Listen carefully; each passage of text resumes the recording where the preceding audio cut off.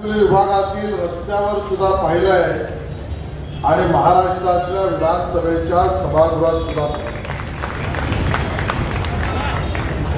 या ठिकाणी येताना गणेश शंकर आले ना, गणेश शंकर सभागृहात यांचे नाव घेतो राहिलं. मी गाडीमध्ये गणेश आणि मी चर्चा करत होतो आणि मग अतुलजींच्या या कार्यक्रमामध्ये अहवाल प्रकाशन आहे, जनतेसमोर ते मांडणार आहेत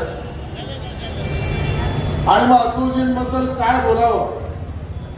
माझ्या मनामध्ये सारखं विचारांचं चक्र चालू होतं. पण आपल्याला माहिती आहे की पियुषजी आजकाल माझ्याकडे BCCIची पण जबाबदारी आहे आणि मग मी विचार करता करता क्रिकेट विश्वात गेलो आणि केवळ तुलना करायची म्हणून नाही,